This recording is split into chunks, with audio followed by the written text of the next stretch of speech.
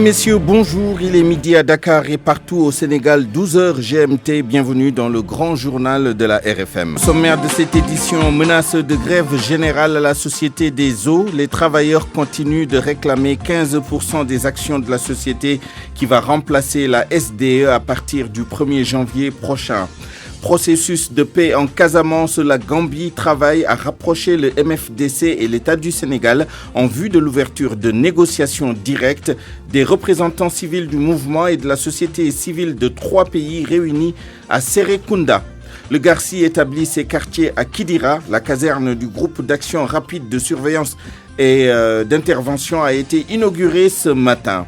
À suivre notre dossier consacré à la baisse peu suivie par les bailleurs du loyer au lendemain de la sortie du président de la République sur la question en Conseil des ministres.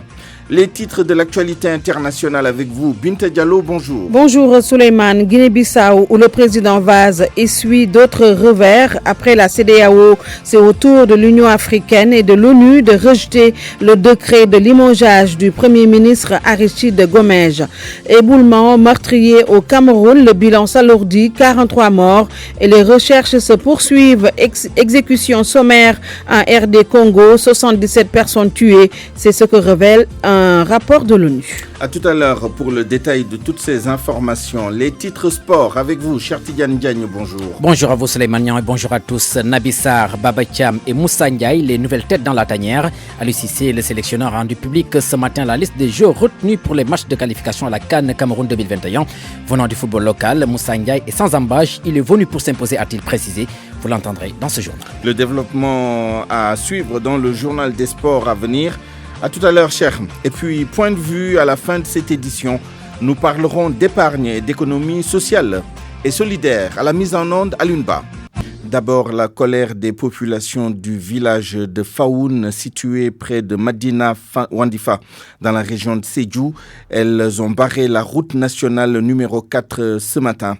Après un accident mortel, c'est une élève en classe de 3e qui a été fauchée par un véhicule alors qu'elle allait à l'école. Ces populations réclament donc la mise en place de ralentisseurs dans leur localité. Écoutons leur porte-parole, Mamadou Sy, au micro avec El Hadj Ndiogou Diène. Ce matin, aux environs de 7h, 8h comme ça, une jeune collégienne qui quittait chez lui pour se rendre à l'école, il y a une voiture particulière qui l'a heurté sur la route et il a rendu subitement l'âme. Pas le premier ni le troisième, c'est le énième accident. Et les accidents sont successifs. Chaque année, c'est la même chose. Chaque année, c'est la même chose. Donc, c'est devenu récurrent. Et cette année, la population décide que ça cesse. Parce qu'à chaque fois, quand le problème se pose, les autorités nous promettent qu'ils vont faire des points de ralentissement pour les voitures. Et après le problème, on n'entend rien. Personne ne parle de ça encore. Donc, cette année, la population s'est vraiment portée volontaire pour manifester son amertume sur ça. Depuis le matin, on a barré la route. Aucune voiture n'est passée. Toutes les cars, les bus qui venaient de Dakar sont stationnés sur la route. Même les motos Jakarta, rien ne passe. Nous réclamons des points de ralentissement que nous avons toujours réclamés depuis des années. Et cette année, nous avons déjà pris nos décisions et nos engagements, que ça soit fait ou bien nous respectons ce que nous allons faire, c'est-à-dire de mener nos grèves. Parlons également de cet accident survenu ce matin avec le cortège du ministre de l'Intérieur qui se rendait à Tivaouane dans le cadre des préparatifs du Gamou. Un motard s'est blessé dans l'accident. Il a été évacué à l'hôpital. On ne compte pas d'autres victimes. Et puis ce drame survenu hier en début de soirée au quartier Amdalaï 4 dans la commune de Diamaguène Sikap Mbao. Un ouvrier a perdu la vie dans l'effondrement de la dalle d'un bâtiment en démolition. La victime était un ferrailleur d'origine guinéenne, âgé d'une 50aine d'années. El Malik Bangoura a succombé à ses blessures après son évacuation à l'hôpital de Pikine. RFM, l'info, c'est ici. L'info, c'est ici. Parlons maintenant de la crise casamançaise avec cette réunion qui met face à face des organisations de la société civile de 3 pays, le Sénégal, la Gambie et donc la Guinée-Bissau. Le processus de paix en Casamance, l'État gambien manœuvre en douce pour rapprocher l'État et le MFDC en perspective de l'ouverture de négociations. Le président Barrow a instruit certains ministres de son gouvernement à travailler à la réalisation de cette intention. Cheikh Omar Faye a tenu ses propos lors de la cérémonie d'ouverture de la rencontre de Serekunda qui a donc qui a porté sur le processus de paix en Casamance. Il est avec Lamine Ba, je vous propose de l'entendre. liñ ci mën a wax mooy suñ waxi démb mooy suñ waxi tey jàmm daal moom lañ soxla jàmm moom lañ ñaan suñ taxawaay mooy Gambie ñëpp xam nañ ne jàmm rek la soxla comme Sénégal comme Guinée-Bissau kon président Barrow ak nguuram ñu ngi def ay jéego ñu ngi waxtaana ñi ñu war a waxtaanal mu ngi waxtaana frère am ci Sénégal ak ci sous-région bi ak suñ partenaires yi pour ñu ñaan yàlla définitivement. Je vous propose d'entendre Cheikh Omar Faye plutôt en français. Je vous disais donc qu'il s'exprimait à l'ouverture de la réunion de Serekunda qui met face à face les organisations de la société civile de 3 pays, le Sénégal, la Gambie et la Guinée-Bissau, d'une part. D'autre part, l'aile civile du mouvement des forces démocratiques de Casamance. Et d'après Cheikh Omar Faye, le président Barrow a demandé à ses ministres de travailler à rapprocher l'État du Sénégal et le MFDC en vue de l'ouverture des négociations directes. Je vous propose de l'entendre. L'élément n'est pas en place. Nous y reviendrons peut-être au cours de ce journal. Les populations peuvent s'attendre à des perturbations sur la distribution de l'eau. En sit-in ce matin devant l'agence du Front de Terre, les travailleurs de la SDE réclament 15% des parts de la société qui va remplacer la SDE. Ils déclarent en avoir marre du mutisme de l'État, particulièrement de leur ministre de tutelle. Ces travailleurs vont entamer des démarches dès aujourd'hui pour une grève générale. Compte rendu, Salimata Ao. Elle peut aller jusqu'à ce que la perturbation de la distribution de l'eau arrive. Nous ne reculerons devant rien si le gouvernement ne veut pas entendre raison.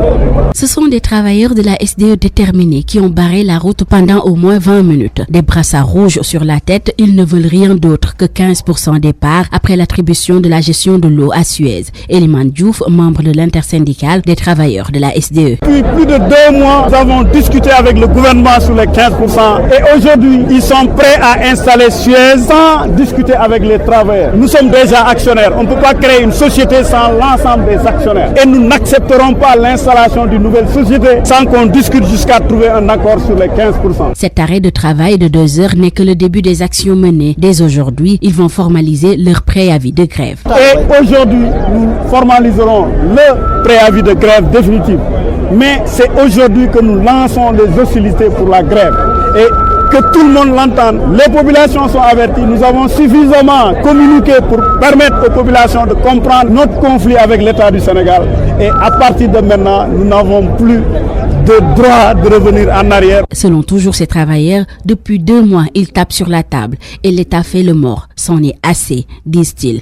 Nous leur avons laissé suffisamment de temps. Ils nous ont suffisamment ignorés. Nous sommes battus pour négocier avec eux. Les travailleurs déclarent qu'ils ne vont reculer devant rien pour obtenir 15% des actions de Suez. 15%, 15%, 15%. Toujours dans l'actualité sociale, le SAEMS, le syndicat autonome des enseignants du moyen secondaire, dénonce la situation des 147 sortants du CNEPS de Thiès.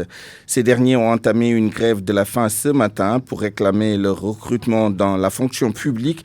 Écoutons le secrétaire général du SAEMS, Saourou Sen, au micro d'Amadou Sabarba. Je dois rappeler aussi pour le regretter qu'au moment où nous parlons, les sortants du CNEPS de Thiès sont en grève de la faim. C'est la 2e grève de la faim. Et c'est inacceptable parce que tout simplement, ce qui les a amenés à être en grève de la faim, mais c'est parce que c'est l'État du Sénégal qui fait des promesses qu'il ne tient pas. Voilà des collègues qui n'ont eu le tort que de choisir l'éducation physique. Et l'accord qui a été signé depuis 2012 crée aujourd'hui le corps des PCMG en EPR. Le CNEPS de Thiès, qui est un établissement public, a formé former ces collègues-là qui sont au nombre de 147 et qui n'attendent que le recrutement. Et ce recrutement ne peut intervenir qu'à partir de la signature du décret qui crée le corps des PCMG en deux pèses. C'est ce décret-là qui est entre la fonction publique et le ministère des Sports que le gouvernement du Sénégal peine à sortir pour permettre quand même l'érection de ce corps et du coup le recrutement. Et je dois le signaler pour le regretter très vivement. On nous a informé que l'IA de Thiès et l'IA de Kaolack sont dans une dynamique de recruter, mais des chargés de cours en éducation physique. C'est très grave. Nous n'accepterons aucun recrutement en termes de chargés de cours, étant donné qu'il y a des jeunes Sénégalais formés correctement à faire l'éducation physique. Le SAEMS qui tient actuellement une conférence de presse, le syndicat exige aussi de l'État le respect des accords signés. Allons à Kolda où les agents de santé communautaire invitent les autorités à revoir leur statut. D'aucuns parmi eux sont dans le bénévolat depuis plus de 30 ans. Ils réclament une amélioration de leurs conditions de travail. Abdoulaye Diallo. Les agents de santé communautaire disent en avoir marre de travailler dans le bénévolat. D'aucuns parmi eux sont dans ce statut depuis près de 30 ans. Yaya Sabali porte leur parole. Aujourd'hui, nous travaillons dans le bénévolat. Ça veut dire que nous ne percevons rien. On n'a pas de motivation réelle. On a un doyen ici. Il s'appelle Samba Bande. Il est de Bantakuntu Maonde. Il a fait plus de 30 ans dans la santé communautaire. Il n'a pas de salaire. Il n'a pas de bonne motivation. Il n'a rien vraiment. Il est là. Jusqu'à présent, il se traque dans la santé communautaire. Ils réclament leur part des bourses de sécurité familiale. Normalement, les acteurs communautaires doivent avoir des bourses. Pour une contrepartie de leurs prestations, ils sont prêts à accepter des semences, des intrants et du matériel agricole, car, disent-ils, ils sont pour la plupart des producteurs. Parce qu'il y a beaucoup de sortes de motivations. Nous sommes des cultivateurs. Et même dans ça, il faut nous motiver. Par exemple, nous doter du matériel agricole, des semences, des choses comme ça. Mais même ça, il n'y en a pas. Ils n'ont pas manqué de souligner leur participation au relèvement du taux dans l'atteinte des objectifs en matière de santé. D'ailleurs, même si vous voyez que la santé aujourd'hui progresse au Sénégal, c'est grâce aux acteurs communautaires. Là, on peut le dire à haute voix, c'est grâce aux acteurs communautaires. C'est nous qui donnons les résultats de la santé au Sénégal. Et que le président de la République le sache et le ministère de la Santé le sache. Nous sommes nés ici, on travaille ici, on fait des résultats. Et nous ne percevons rien. À la fin du mois, on ne perçoit rien. Mais même s'il y a grève, nous on travaille. Nous on ne connaît pas les grèves. Les agents de santé communautaire invitent ainsi les autorités à revoir leur statut. RFM Kolda, Abdoulaye Diallo. RFM, partout, tout le temps. À présent, notre dossier du jour consacré au loyer. Le chef de l'État a demandé hier en Conseil des ministres au gouvernement de mettre en place un dispositif consensuel et opérationnel pour réglementer les activités immobilières. La non-maîtrise des coûts du loyer découle d'un problème de suivi des services concernés, notamment le ministère des Finances. Momar Ndao, président de l'ASCOSEN, par ailleurs porte-parole et rapporteur de la commission en charge de la baisse du loyer, estime que tout est mis en place pour protéger les locataires. Et pour l'Association pour la défense des locataires, la loi a été faite à la va-vite et il faudrait une sérieuse évaluation et des actes forts. Le dossier sur le sujet est réalisé par Sorna Natambaye. Bientôt 6 ans et la loi sur la baisse des coûts du loyer a montré toutes ses failles. Un défaut d'application imputable à tous les acteurs, selon Momar Ndao, président de l'ASCOSEN, porte-parole et rapporteur de la commission en charge de la baisse du loyer. Le premier niveau, c'est le consommateur qui accepte tout ce que le bailleur lui demande de faire. Et les textes sont très clairs. Cette personne qui vous loue, si elle ne vous donne pas le document sur la surface corrigée, elle risque des sanctions au niveau du tribunal. Le deuxième point, c'est les bailleurs. Parce que la plupart des bailleurs se mettent à essayer de vouloir contourner la réglementation en augmentant le prix. Et le troisième point, c'est que tous les textes sur le loyer ont désigné comme responsable le ministère de l'économie et des finances comme chargé du suivi du problème des loyers et de leur application. Sur l'échelle des responsabilités, l'État se trouve en tête, souligne Eliman Sall. Le président de l'Association pour la défense des locataires évoque l'impuissance des Sénégalais face à certaines situations. Le principal problème, c'est le manque de suivi des différents acteurs, notamment de l'État, qui devait effectivement placer des garde-fous avant de mettre en branle cette loi-là. Et ce qui n'a pas été fait du tout. Dire aux locataires d'aller saisir la justice à chaque fois qu'il y a un problème, c'est peine perdue parce qu'on ne va pas abandonner notre travail pour aller à chaque fois dans les tribunaux pour des procès à n'en plus finir. On préfère tout simplement quitter les lieux. Cela voudrait-il dire que la loi a été mal faite? Momar Ndao répond. La loi n'a modifié que le système de calcul. Tous les taxes sur le loyer étaient déjà faits, certains depuis 1977. Donc on ne peut pas avoir une loi qui est mal faite ou qui n'est pas mal faite. C'est donc l'ensemble des textes qui devraient être mal faits. La loi sur la baisse des prix du loyer a plutôt été conçue à la hâte, sans prendre en compte plusieurs paramètres. De l'avis de Elimane Sall. Comme toute loi, il fallait suivre, réajuster et évidemment voir les failles réellement sur le terrain. Les prix sont passés du simple au double. Et je pense que ce dont on a besoin actuellement, c'est des mesures concrètes sur le terrain. Pas des déclarations, pas des réunions, pas des rencontres. Le président devrait demander au ministère concerné de faire un état des lieux avant de prendre quelque décision que ce soit. Parce qu'il avait donné des instructions. La Commission nationale sur la baisse des coûts du loyer, en bouclant ses travaux, avait proposé la création d'un observatoire de l'immobilier et du logement pour faire le travail en amont. Mais le projet n'a jamais vu le jour. Pour illustrer concrètement cette question, reportage à la Médina où la location est de plus en plus chère, une surenchère au détriment des locataires sénégalais. Nombreux sont ceux qui pensent que les bailleurs préfèrent louer leurs appartements aux étudiants étrangers. La raison principale, ces derniers ne lésinent pas. Nafissatou Silla. léegi moom boo demee di uti appartement prix bi buñ la ko waxee rek cher na de un ba pare am na ñoo xam ne dañ la naan carrément duñu loué ay Sénégalais ay étrangers rek la ñuy loué ndax ñooy fay normal. Constat fait par Khady Niang, beaucoup de ses amis d'enfance ont dû quitter la Médina pour habiter ailleurs où la location est plus accessible. Aujourd'hui, elles sont toutes dans la banlieue parce que c'est moins cher là-bas. Mais si on doit se rendre tous les jours en centre-ville pour travailler, ce sera compliqué, hein? Une surenchère sur la location, situation qui désole le vieux Abdoulaye Cissé, qui estime que les bailleurs donnent leurs biens aux plus offrants. Les logeurs en général, ils aiment donner en location leur appartement ou leur chambre à des étrangers parce que ceux-là sont plus nantis que des Sénégalais. Là, à côté, ils peuvent accepter des Sénégalais qui sont à 3 ou à 4 pour payer une chambre, mais à des conditions aussi. Parce que généralement, ils disent que les Sénégalais ne respectent pas les lieux comme il se doit. Pour Issia Ratal, le choix est souvent porté sur les étudiants étrangers. Ils se disent que peut-être ils ont une bonne bourse, ils sont bien payés, donc il n'y a pas de problème avec eux, alors qu'avec les Sénégalais, il faut négocier. Fatou Ndiaye habite dans un immeuble avec des étrangers. Pour elle, cette surenchère s'explique bien au-delà même de la ponctualité pour le paiement. Moi, je préfère vivre avec des étrangers, vraiment. Ils ont moins de problèmes que les voisins sénégalais. Et en plus, ils ne vous causent pas de dommages. Ils ne détériorent pas l'habitation et ne salissent rien du tout.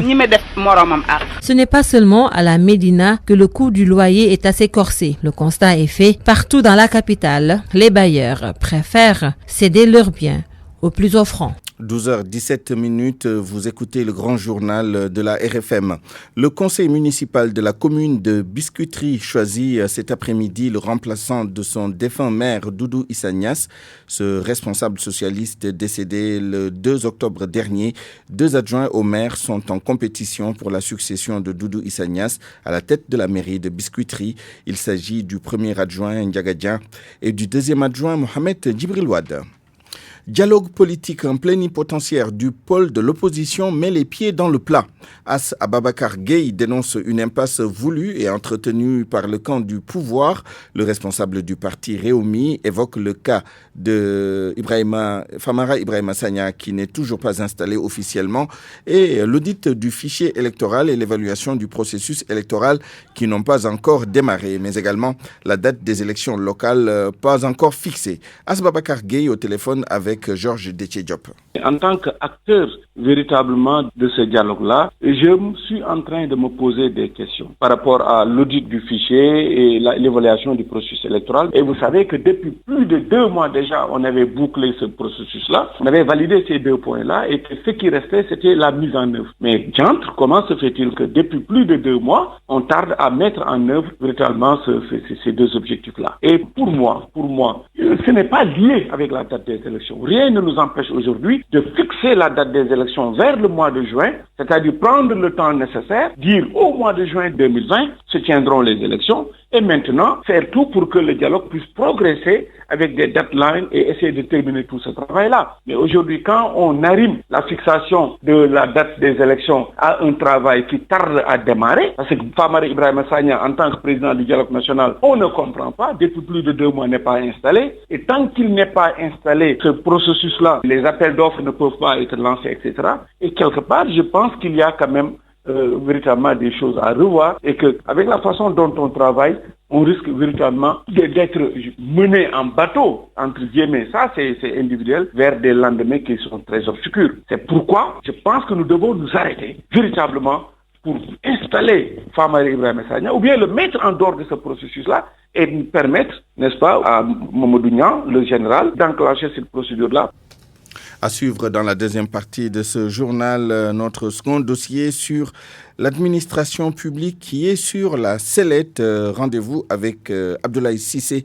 Ce sera juste après le journal des sports. RFM. L'actualité internationale.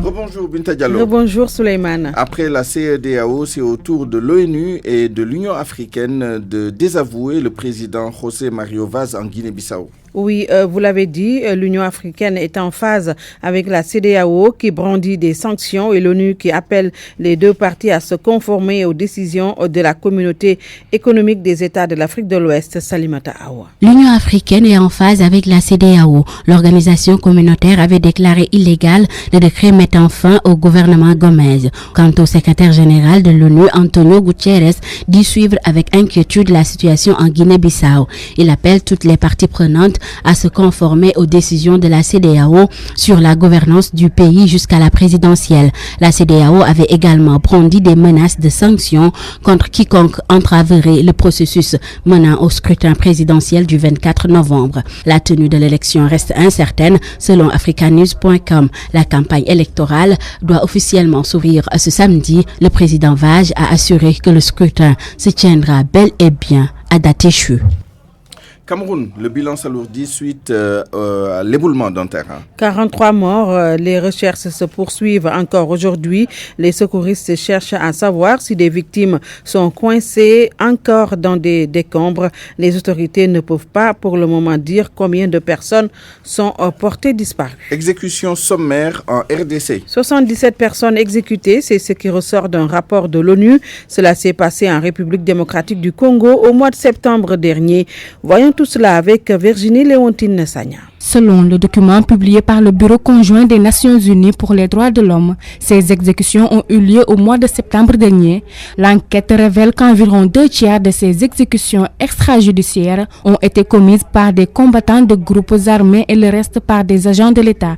Des femmes et des enfants figurent parmi les victimes, dont certains ont été tués par balle et d'autres ont été décapités, précise Abdoulaziz Choi, directeur du Bureau conjoint des États-Unis pour les droits de l'homme. Toutefois, la plupart des exécutions ont été commises dans les régions de conflit, notamment dans l'est de la RDC, où des dizaines de groupes armés s'affrontent sur fond de rivalités ethniques ou pour le contrôle des ressources naturelles. L'armée congolaise, soutenue par les casques bleus, mène des opérations militaires contre ces milices qu'elle ne parvient pas à neutraliser. Les armées de la RDC, de l'Ouganda, du Burundi et de la Tanzanie ont récemment exprimé leur volonté commune d'unir leurs efforts pour lutter contre ces groupes armés dans la région des Grands Lacs. L'ONU dans une mauvaise passe financière. C'est pourquoi d'ailleurs, Souleymane, la réunion convoquée hier sur demande des pays africains a été reportée à aujourd'hui. L'Organisation des Nations Unies fait face à des problèmes financiers selon des diplomates onusiens qui se sont confiés à africanews.com. C'est tout, Souleymane. Merci Binta Diallo. RFM Sport. Rebonjour, cher Tidiane Diagne. Rebonjour à vous, Souleymane. Rebonjour à tous. Du sang neuf dans la tanière, Aliou Cissé a fait appel à 3 nouveaux joueurs pour les éliminatoires de la CAN 2021. Et parmi les nouveaux, il y a le jeune Moussa Ndiaye qui évolue à Aspaye. Il a accordé une interview à la radio Futur Média. Il est clair, il est sans embâche. Il veut tout simplement gagner sa place de titulaire en équipe nationale du Sénégal. Je suis trop content, parce que ce n'est pas facile, parce qu'on a travaillé dur pour arriver là-bas. Mais je crois que ça va aller quoi, parce que on a beaucoup de travail à l'académie avec les coachs qui poussent et je crois en ça. Et je crois trop en ça. Et je dis Dieu merci quoi. Vous venez en sélection pour gagner votre place de titulaire ou alors vous venez pour apprendre? Oui, de venir là-bas, de jouer pour imposer quoi, parce que je suis pas comme les autres joueurs qui viennent pour retourner là-bas. Moi, je suis là-bas pour imposer mon jeu et gagner de place.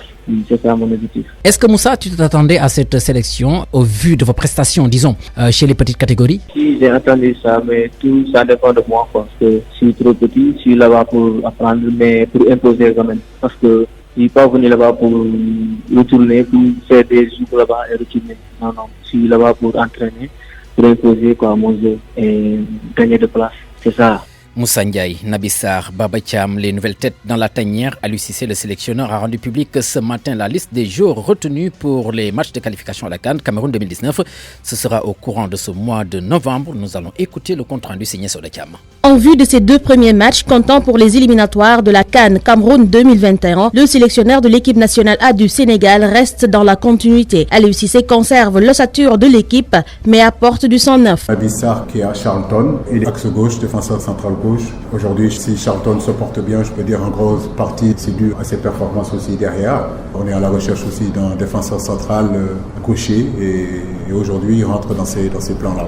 Moussa Ndiaye, c'est un jeune joueur aussi que je connais très bien, un signal fort aussi que j'envoie à ces joueurs locaux de comprendre que la porte ne leur est pas fermée aussi. C'est un garçon qui a une certaine polyvalence, intéressant, capable de jouer attaquant de pointe, capable de jouer aussi excentré gauche, capable de jouer excentré droit. Donc c'était important de le convoquer, de voir parmi tant d'autres joueurs qu'est-ce qu'il va donner aux entraînements et quel est son état d'esprit dans le groupe. La sélection du Sénégal va livrer 2 matchs contre Congo et Eswatini en l'espace de 5 jours. Difficile selon le sélectionneur qui espère toujours que la CAF va être indulgente. Quand on a une fenêtre de date FIFA du 10 au 19, je ne vois pas pourquoi on devrait jouer le 13, d'autant plus qu'il y a d'autres nations qui jouent le 14.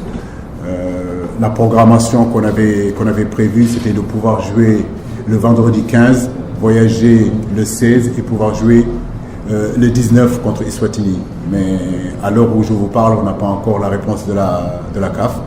Nous espérons qu'on pourra couper au moins la poire en deux. Par rapport à la liste précédente, on note l'absence de Pape Djibril Diaw et de Diao Baldé Keita. Pour ce dernier, son absence est due à des raisons familiales, nous dit Aliou Cissé. Le regroupement des 24 lions sélectionnés est prévu le 10 novembre à Saly. Naby Sarr, Baba Thiam et Moussa Ndiaye, le seul joueur local de la tanière évoluant à SNEPS Excellence. Donc voici les nouvelles têtes appelées par le sélectionneur Aliou Cissé dans la perspective des 2 rencontres prévues au mois de novembre prochain concernant bien entendu les éliminatoires de la CAN Cameroun 2021. Génération Foot, 2 au mur. Après avoir concédé hier une défaite à domicile face à Essaya du Bénin 1-0, c'était au tour de cadrage de la Coupe des Confédérations, un revers au goût amer. Nous allons écouter la réaction de Djibi Fall, coach de GF, mais il ne désespère pas encore. D'abord, c'est une déception par rapport, non seulement par rapport au contenu du match, mais aussi par rapport aux résultats. Notre dernier match a laissé des traces parce qu'aujourd'hui, on n'a pas reconnu notre équipe, on manquait un peu de jus. Parce que nous avons joué sur le rythme de l'adversaire, on n'a pas été capable vraiment de produire notre football malgré qu'on a eu des occasions qu'on s'est procurées. Je pense que si on fait l'analyse, je pense que le résultat est décevant. On n'a pas vu cette équipe de génération foot capable de mettre de la vitesse, capable de percuter, de passer par les côtés, raison pour laquelle on est déçu. Je pense qu'on manque de jus, l'équipe a manqué de jus parce qu'on n'a pas su vraiment élever le rythme. On a été sur le rythme de l'adversaire, le rythme a été moyen, le rythme de jeu. Parce qu'on sort d'un match en Égypte, un match très, très corsé. Il y a eu aussi le voyage et on vient 3 jours après. Il y a un autre match. Je pense qu'on n'a pas su récupérer. Et raison pour laquelle on n'a pas reconnu notre équipe. Il faut aller se reposer maintenant et après faire l'analyse sur le plan technique du match. Parce que s'il y a de la volonté, si on retrouve notre jeu, moi je pense qu'il y a de la place pour scorer là-bas. Parce que malgré qu'on n'a pas vu notre équipe, moi je pense qu'on s'est procuré d'une occasion en deuxième période qu'on n'a pas su concrétiser. Ce sera très difficile, mais il faut faire avec. Il faut faire avec parce qu'on est obligé. Il faut réagir, il y a une qualification qui nous attend. Il faut tout faire pour renverser la tendance. Donc moi je pense que Et on est obligé. Diourbel exige la réfection de son stade régional. Il s'agit du stade Ely Manel Fall qui est impraticable depuis quelques années. La doléance est portée par le Variété Club de Diourbel qui compte à cet effet organiser une marche dimanche prochain. Un mémorandum sera remis aux autorités compétentes. Nous aurons certainement le temps d'y revenir dans nos toutes prochaines éditions avec notre reporter dans la capitale du Baol, Babacar Diouf. Cher Tidiane Diagne, merci. RFM Reportage. Notre deuxième dossier de cette édition, l'administration publique sur la sellette, ou plutôt le circuit qui mène à la matérialisation des décisions du chef de l'État en procès. Des erreurs manifestes ont dernièrement amené le président de la République à reconsidérer certaines décisions administratives pour irrégularité. Dernier épisode en date, la nomination d'un directeur général de l'IPRES en Conseil des ministres, alors que ce pouvoir est dévolu au Conseil d'administration de l'Institution de prévoyance retraite du Sénégal. Comment et pourquoi en est-on arrivé là? Élément de réponse dans ce dossier signé Abdoulaye Cissé. Ce ne sont pas des erreurs de tous les jours, mais quand ça arrive, ça fait désordre. Le syndicat des cadres de l'administration avait déjà alerté. Dernier épisode en date, la nomination d'un directeur général de l'Institution de prévoyance retraite du Sénégal en Conseil des ministres, pouvoir dévolu au Conseil d'administration. Maktar Dabo. Toutes les personnes qui sont intervenues dans le processus ont failli à leur mission, que ces gens ne maîtrisent même pas les obligations de gestion des structures et le président de la République a fait preuve de grandeur en acceptant de ne pas créer un conflit. Il faut que le président de la République revoie son entourage. C'est un désordre. Le Sénégal était pourtant réputé d'avoir une administration avec des hommes du sérail. Qu'est-ce qui est en cause aujourd'hui? Ce n'est pas le système, toujours les hommes autour du chef de l'État. Parce que lui-même, il ne fait pas le travail technique, le président de la République. C'est-à-dire ce sont des techniciens qui sont autour de lui, mais si ces techniciens ne sont que techniciens que par le nom, il va falloir qu'il y a des professionnels, il faut que ces professionnels soient mis à la bonne place autour du chef de l'État.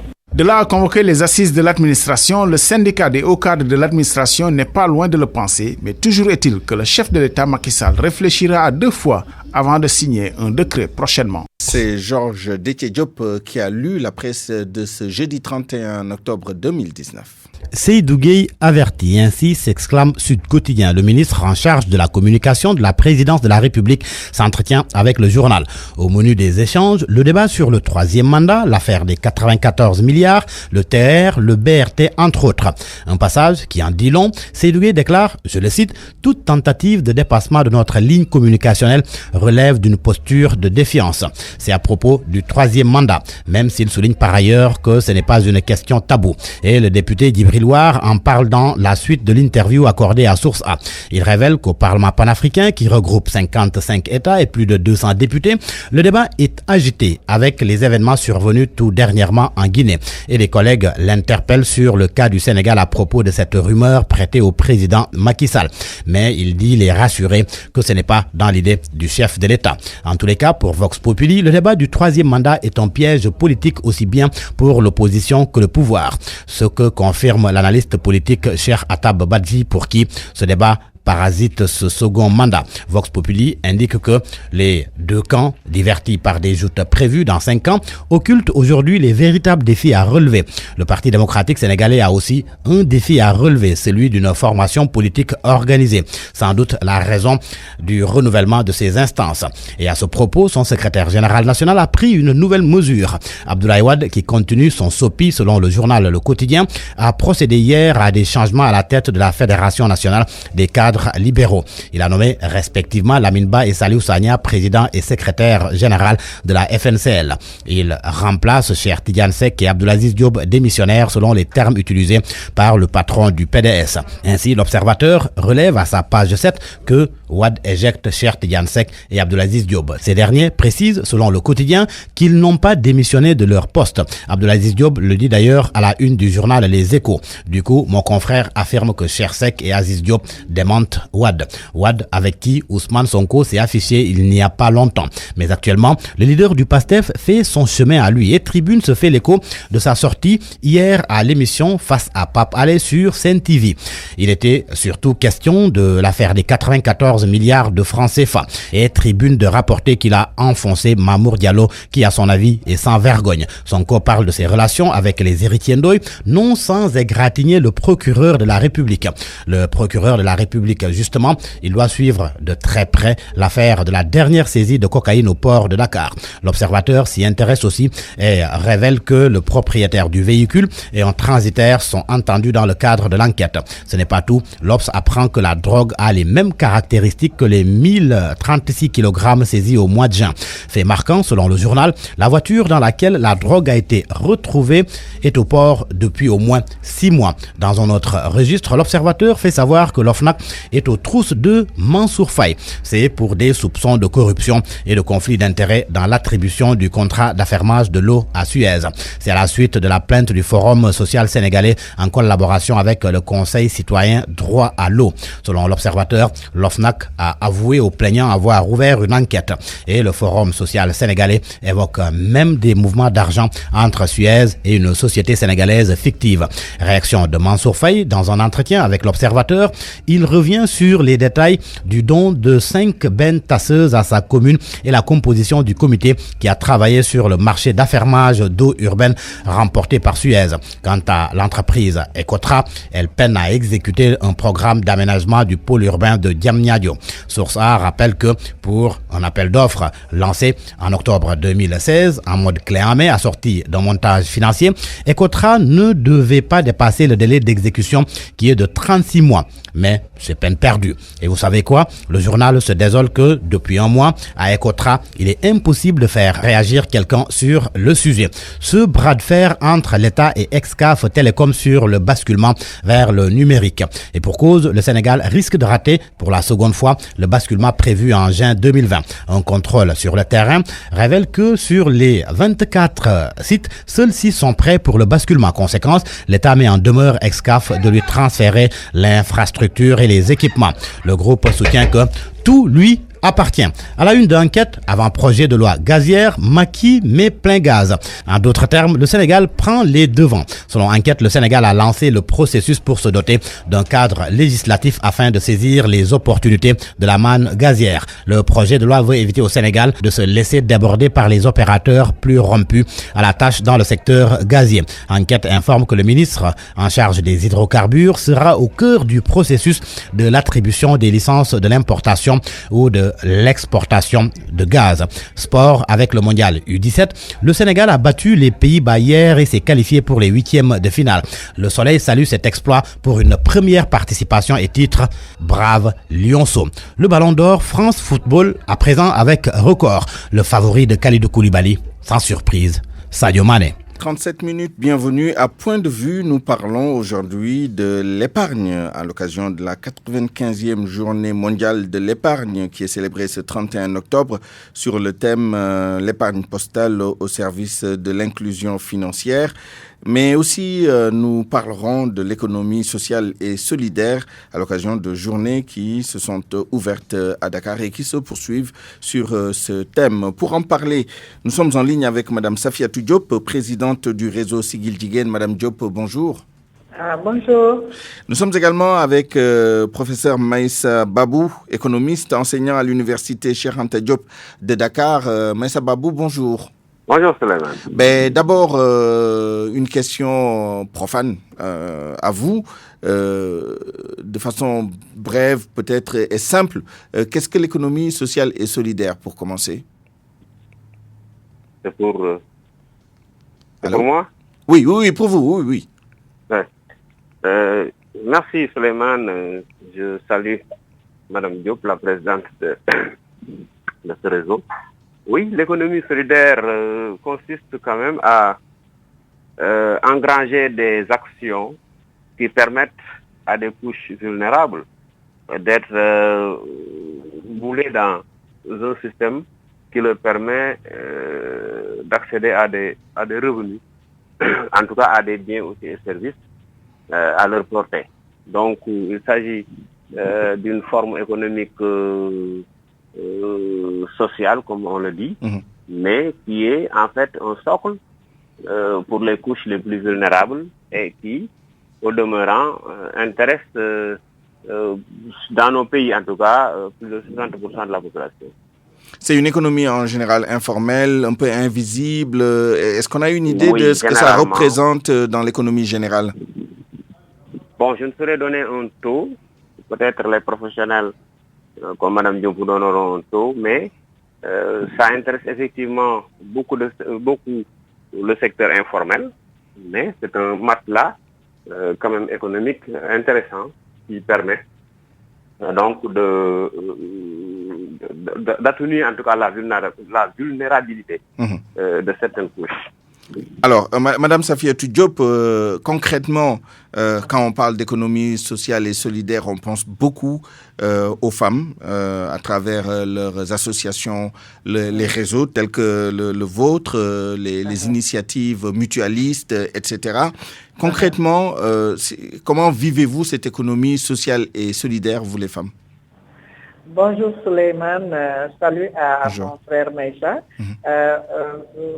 Effectivement, quand on parle d'économie sociale solidaire, on pense automatiquement aux femmes parce que tout ce qui est social, communautaire dans ce pays et à travers le monde, c'est effectivement la gente féminine qui s'en occupe et qui le développe parce que nous sommes préparés à être solidaires et à faire dans le social. Et particulièrement en termes d'économie, comme nous sommes, les femmes sont en général exclues de l'économie formelle, alors nous ne pouvons que véritablement nous rabattre sur l'économie sociale solidaire qui est tout à fait dans le cadre de l'informel. Alors, donc c'est tout heureux que vous puissiez donner la parole aux femmes en cette journée de célébration vraiment de l'épargne, parce que, comme vous le savez, les femmes sont les championnes vraiment de l'épargne et surtout dans le cadre de l'économie solidaire et dans le cadre de l'informel. D'où le lien que nous faisons entre les deux sujets. D'ailleurs, il y a une passerelle entre les deux. Alors, la forme privilégiée de l'épargne chez les femmes, ce sont les tontines. Oui, bien sûr, Souleymane. Ça, nous l'avons hérité de nos ancêtres. Tout le monde sait que la femme, depuis la nuit des temps, est véritablement un être très prévoyant. En général, on pense toujours à l'avenir, à nos familles, et on pense prévoir des lendemains qui puissent nous surprendre. C'est pourquoi l'épargne, c'est déjà véritablement une culture dans le cadre vraiment de nos valeurs communautaires.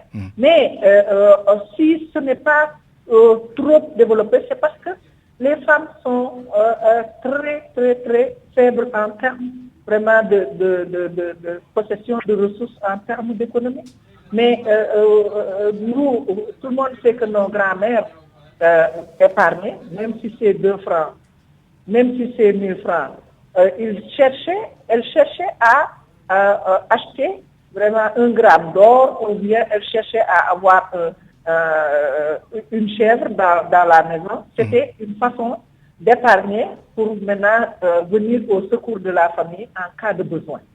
Alors maintenant, c'est sous forme de tontine. Tout le monde le sait, c'est vulgarisé à travers le monde et même actuellement la Banque mondiale a repris véritablement la stratégie. Et tout le monde sait que les femmes épargnent sous forme de tontine au niveau des communautés avec les groupements et consorts. Est-ce que c'est suffisant pour financer toutes les initiatives économiques justement de ces femmes? C'est tout à fait insuffisant par rapport vraiment aux besoins, mais c'est à l'image vraiment de leur situation économique. Vous savez que nous bénéficions de 1% des revenus de l'agriculture.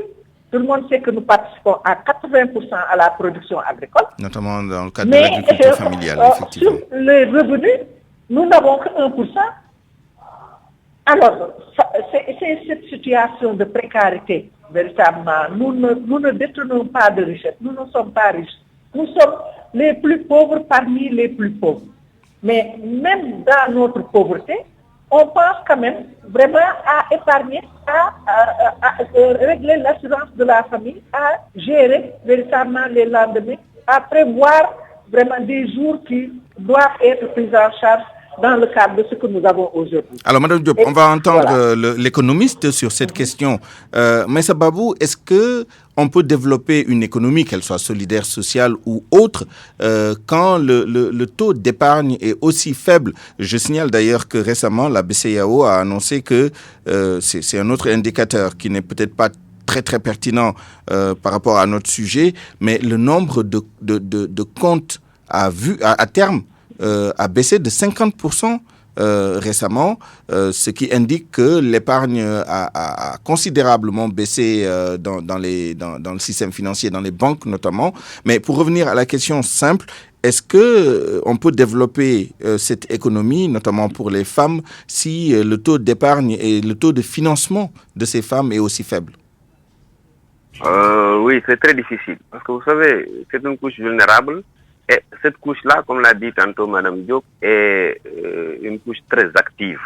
Moi, je crois que le premier problème de ces femmes, c'est au niveau de la réglementation. Il faut que l'État aussi comprenne que ces femmes sont des actrices de développement. Et prenez un exemple très simple pour la possession de la terre. Il y a des problèmes. Ces mêmes problèmes se répercutent au niveau, par exemple, bancaire, parce que là, très souvent, ce qu'on exige de ces femmes-là, elles ne peuvent pas avoir en fait les moyens d'avoir très souvent les garanties nécessaires. Et par conséquent, elles se rabattent sur ce qui leur permet de survivre, c'est-à-dire ces tontines-là. Et aujourd'hui, ces tontines, effectivement, c'est vrai qu'elles sont insuffisantes pour leur permettre d'avoir des activités productrices, mais de toute façon, c'est une autre manière, à côté bien sûr des complications administratives bancaires, qui font que très souvent ces couches-là voient qu'elles n'ont pas suffisamment d'argent pour ouvrir un compte d'épargne, aller à la banque, signer des papiers, et surtout que l'essentiel de ces femmes aussi ne sont pas, n'ont pas été à l'école.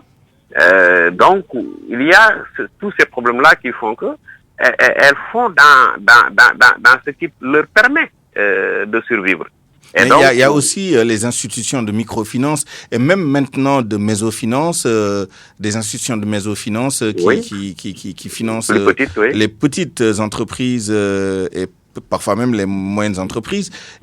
Est-ce que c'est une solution viable? Est-ce que c'est une solution suffisante? Quel problème ça pose?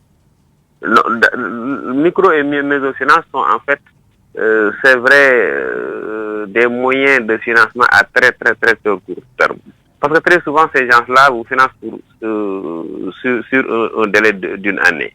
C'est-à-dire que on ne peut pas quand même aller prendre de l'argent à rembourser dans 10 mois ou bien dans une année. Très souvent, la productivité, le rendement ne permet pas à tous les mois d'honorer ses engagements, d'avoir un bénéfice, de payer la location quelque part et même de payer souvent des frais de personnel. C'est difficile. C'est pourquoi finalement beaucoup de groupements ont renoncé quand même à ces outils de financement qui, au lieu d'autonomiser la femme, parce qu'en fait c'était ça l'objectif, d'autonomiser les couches vulnérables, les met une pression très forte au point que en se retirant, en entrant dans leur tontine maison, elles sont en fait en sécurité dans leur développement. Par conséquent, je crois que ces tontines-là sont beaucoup, en tout cas plus pour ces femmes-là, une solution de financement. Voilà, une solution, en tout cas, même si ça ne règle pas tous les problèmes quand même. Tout à fait. Merci à vous, Maïssa Babou, économiste, enseignant à l'université Cheikh Anta Diop de Dakar. Dernière question pour vous, Madame Safiatou Diop, présidente du réseau Siggil Jigéen. Quelle proposition feriez-vous pour un meilleur financement de l'économie sociale et solidaire dans laquelle les femmes jouent un rôle extrêmement important, quel type d'épargne chez les femmes, au-delà de la tontine qui ne porte pas intérêt, par exemple, entre autres insuffisances, pour financer justement cette économie. Je sais que vous travaillez beaucoup sur l'épargne et les organisations mutualistes, mais globalement, comment améliorer la situation? On y travaille depuis les années 90. Le mouvement des femmes a beaucoup travaillé sur les questions d'épargne solidaire, les questions de financement avec le système de microfinance. Il ne faut pas quand même jeter le bébé avec l'eau du bain. Il faut que nous puissions reconnaître qu'il y a eu quand même beaucoup d'efforts et beaucoup de résultats positifs en ce qui concerne la microfinance, le financement des femmes par les institutions de microfinance et à travers les projets de l'État. Mais il reste encore beaucoup à faire. Et il reste beaucoup à faire parce que les femmes sont toujours les plus pauvres parmi les pauvres. Et vous savez, quand on finance vraiment un acteur économique qui n'a pas été préparé et qui est dans une extrême pauvreté, dans un milieu de besoin, si on ne met pas en place vraiment d'accompagnement, des mesures d'accompagnement pour que cette personne-là ne retombe pas dans la pauvreté à cause de ce financement, des remboursements, alors ça revient encore comme le rocher de Sisyphe à recommencer et ne pas véritablement capitaliser des résultats positifs sur le long terme. C'est pourquoi d'ailleurs, je pense que l'État du Sénégal a compris cela pour mettre en place la dernière stratégie sur l'ADER. Le président de la République a mis en place l'ADER pour aider les femmes et les jeunes à accéder au financement dans des conditions vraiment très légères, mais il reste que l'ADER doit mettre en place un système de suivi, d'accompagnement de ceux qui sont bénéficiaires de ces financements, et particulièrement pour les femmes. Tout à fait, particulièrement pour les femmes. Merci Nous beaucoup. considérons que si l'ADER renforce davantage son mécanisme d'accompagnement et de suivi, nous allons atteindre un niveau d'épargne. Parce qu'il faut nécessairement que dans le financement que la personne reçoit, qu'il y ait véritablement une stratégie qui lui permette d'épargner au fur et à mesure qu'il avance dans son activité économique, en même temps qu'il rembourse, pour que demain, qu'il puisse bénéficier de cette épargne, qu'il puisse réinvestir dans le cadre de l'activité économique et se renforcer. Merci, Madame Diop. Voilà. Merci infiniment. Merci, nous sommes tenus par les temps. Merci d'avoir pris part à ce point de vue. Merci également à Maïssa Babou, économiste. À 12h51, c'est la fin de cette édition.